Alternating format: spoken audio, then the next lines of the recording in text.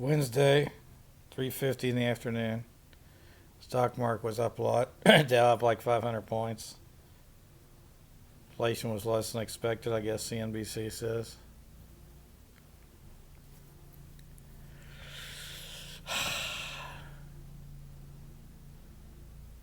Getting a lot of birthday coupons this month. My birthday's in August. I'll be 61, August 21st, born in 1961. 61, 61. That's what I'm talking about. Got all these restaurants emails. Sign up for the email list. They give you coupons for your birthday. Had a nice little $20 coupon for Pinstripes the other day, so I went there and ate spaghetti. Monday spaghetti day. Food was pretty good, decent. Some guys yakking on the other side of the bar. We were talking across the bar. Guess he said he was talking about Sprint, or he used to work at Sprint, and he lives there in that complex at Prairie Fire. And I was like, I've owned Sprint, but I've never been an employee, never got a paycheck. Their stock turned into a penny stock. You know, and the CEOs, they went through 5 or 6 CEOs after the CEO Esri guy got in the news with his accounting, whatever. But I think he still got paid off $100 million when he got fired. And then all these other CEOs got paid 10, 20, and then when they got fired, retired, they got, a lot of money, 50 million. I said they turned that stock into a penny stock. They didn't maximizing stock owner value. They made that a joke. Stock price went down. Probably never got above $5 a share. So T-Mobile, I'll let T-Mobile pay me $1 billion a month. There's no such thing as too much money. $1 billion a month contract to paycheck from T-Mobile to be the chairman, or just $1 billion a month man. Merrill Lynch, you owe me $1 trillion. You owe me $5 billion hedge fund paycheck for every year since kindergarten. Same thing for Smith Barney, Payne Weber, Oppenheimer. Told my Uber customer who said he worked at Reese Nichols that Berkshire Hathaway can make me the chairman of the real estate division. I don't know if I said they could pay me $1 billion a month or not, but he was saying, well, you don't need to have a license or something. I said, well, yeah, whatever. They fucked over my license. Reese made up some lie when I was in Reese Nichols to kick me out of there, and then I went back there for a month. They took my money for their company training, then they made up some bullshit to fire me, and he was on the real estate commission when they took away my license, so it's all just a bunch of bullshit, lies, and crap. Everybody gets to use lies and craps and exaggerations and gossip against me. Put the lies and gossip in my head, so I don't know what's going on. Mom and Dad did that shit, drove me crazy. Yeah, they drove me fucking into fucking Wilbur at Purdue. You're efficient market theory shit, maximize stock owner value. Well, it's all a bunch of shit. In reality, I worked before I went to Purdue. I worked in high school.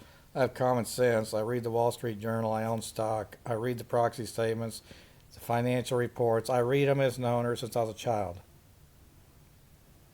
Paycheck precedent. Precedent of the bullshit Wilbur saying, or 3 or 4 of them that look like each other saying I'll be thrown in jail when I was in class at Purdue. You're no different than everybody else. What you can't do is the useful information we teach you. I mean, really, the whole place was a joke, and Purdue could hand me $1 trillion for that bullshit.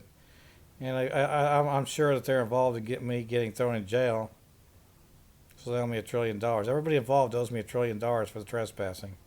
Purdue, the police, the courthouse, Merrill Lynch, Smith Barney, Payne Weber. The Kansas Securities Commission give me $1 trillion because they're punk asses too. They said my degrees don't matter. My genius IQ doesn't matter. Everybody says, you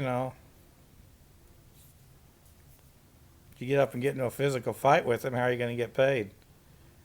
What are you going to gain out of it? You probably lose. There's more of them than me. They probably have security guards that are ready to take me out if I do anything. I mean, when I was in the courthouse and that Morrison guy with Dad, or the guy who looked like Dad, the fraud, they had a couple of cops in there with guns and tasers while they were talking to me about them. You're the smartest man in the room right here. But, you know, the smartest man in the room.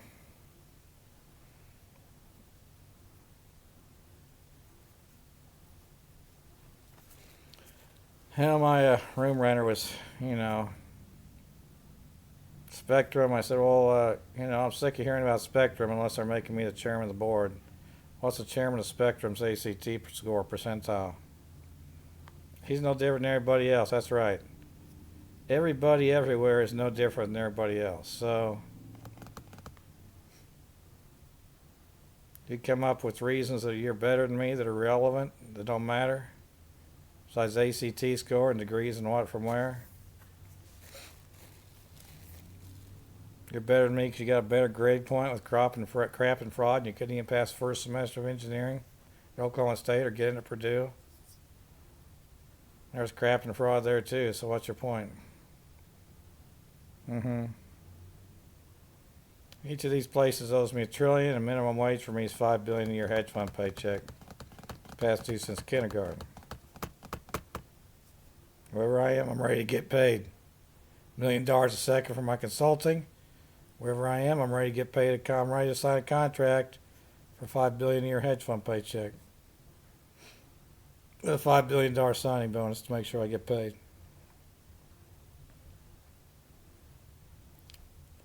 Maximize stock owner value of this.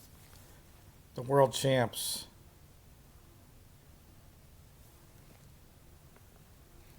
The world champion.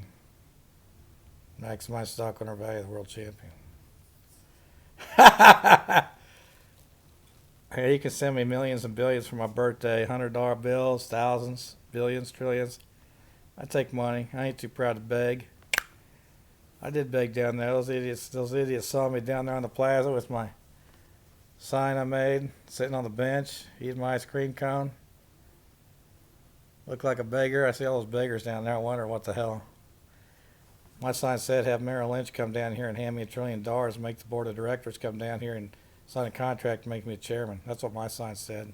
That was my beggar sign, punks. Suck my fucking, yeah, uh-huh.